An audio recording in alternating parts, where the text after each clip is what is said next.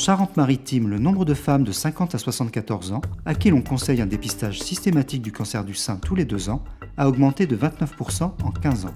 Durant cette même période, le nombre de radiologues agréés a diminué de 27%. Cette pénurie rend difficile la prise de rendez-vous pour une mammographie et entrave le dépistage organisé du cancer du sein.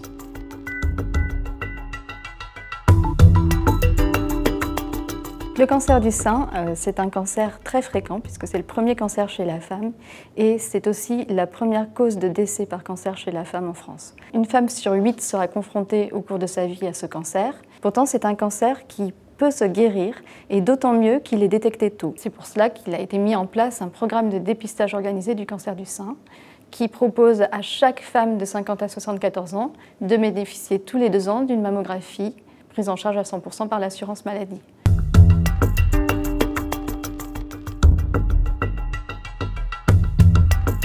Le dépistage organisé reste capital dans la prévention du cancer du sein.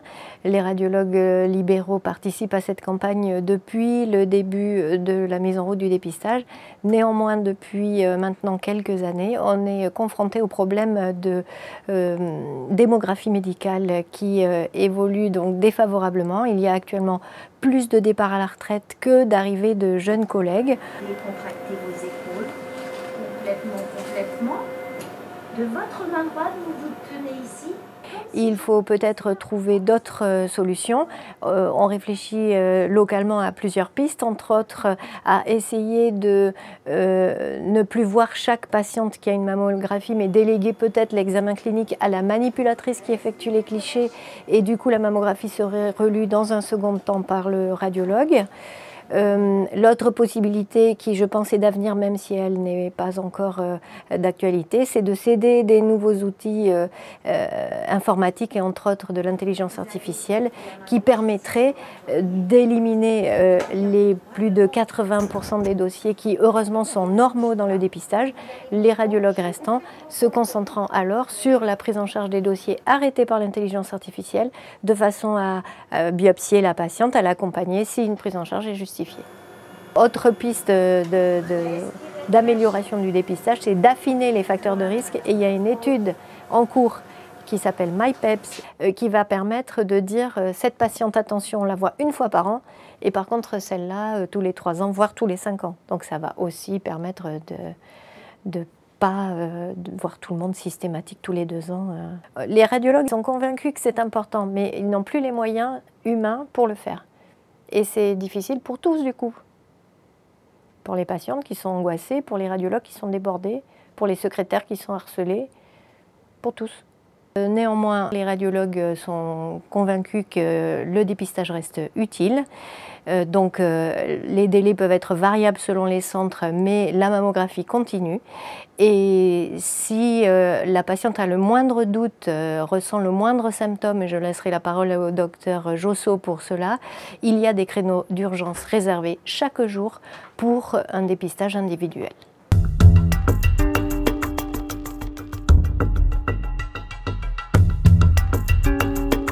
Entre 50 et 74 ans, c'est le dépistage organisé tel que préconisé, tous les 2 ans, par une mammographie de dépistage.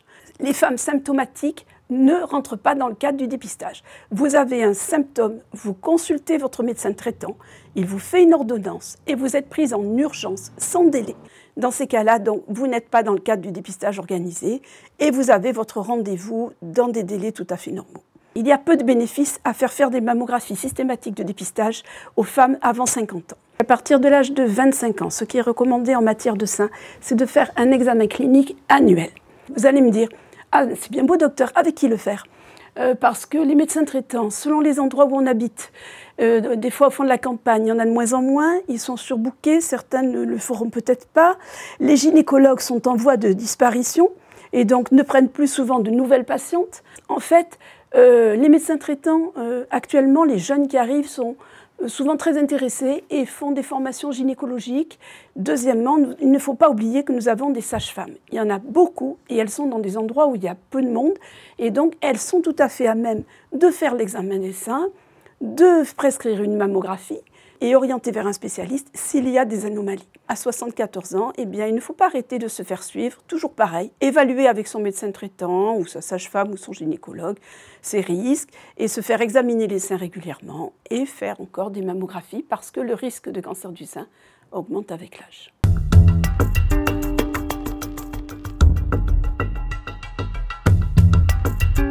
D'un point de vue démographique, dans certains territoires, on observe un recul du nombre de radiologues et donc un recentrage sur des activités jugées peut-être plus prioritaires, comme la prise en charge des patients urgents ou les parties dites d'imagerie en couple, le scanner et l'IRM, et malheureusement au détriment du dépistage du cancer du sein. En Saintonge, on voyait régulièrement arriver des patientes de la partie nord, donc avec Saint-Jean-d'Angély, les Vals de Saintonge, à des stades très avancés de cancer du sein. Ces cas-là ne devraient entre guillemets pas exister aujourd'hui en 2021, alors que le dépistage est proposé de manière large. On remarque que cette patientèle-là a une concentration géographique et aussi parfois des marqueurs socio-économiques. C'est souvent des patientèles défavorisées, isolées et où le renoncement aux soins est important. Donc on avait besoin, une fois après avoir identifié cette population-là, savoir comment on pouvait les ramener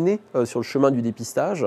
Et on a utilisé plusieurs leviers. Le premier, ça a été de créer des coopérations territoriales. On a co-construit avec le CH de Saintonge et les autres établissements du GHT de Saintonge, donc Saintes, Saint-Jean-d'Angély, Jonzac et Royan, un système permettant de mutualiser les équipes, de mutualiser peut-être même un jour les équipements pour ceux qui le souhaiteraient. Ça a permis de redensifier l'équipe médicale en Saintonge et de pouvoir reconquérir des activités qui avaient été laissées un petit peu de côté, car non urgentes comme le dépistage. La scénologie, c'est une spécialité où le radiologue est au centre de la prise en charge de la patiente. Il y a un échange très fort avec la patiente, il y a une confiance qui se crée et je dirais même qu'il y a une sorte d'ascenseur émotionnel parce que la patiente, quand elle va faire un dépistage organisé du cancer du sein, la question c'est est-ce que j'ai ou pas un cancer? C'est pas on vient en se disant pourquoi j'ai mal au genou.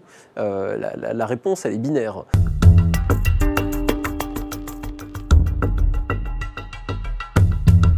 Comme chaque année, l'opération Octobre Rose met en lumière l'importance du dépistage du cancer du sein. Mais pour faire de cette campagne une réussite, les centres de radiologie de Charente-Maritime ont un besoin urgent de renfort en médecins scénologues pour satisfaire la demande des femmes. Depuis plusieurs années, nous avons à la Ligue décidé de fêter Octobre Rose et de sensibiliser les femmes au dépistage, puisque c'est quand même ça l'essentiel. Et cette sensibilisation prend la forme actuellement, en particulier dans la ville de La Rochelle, de parapluies roses qui sont accrochés. Le parapluie, c'est le symbole de la protection. Dépister tôt pour guérir mieux, c'est quand même très important. La Ligue sera toujours présente aux côtés des femmes.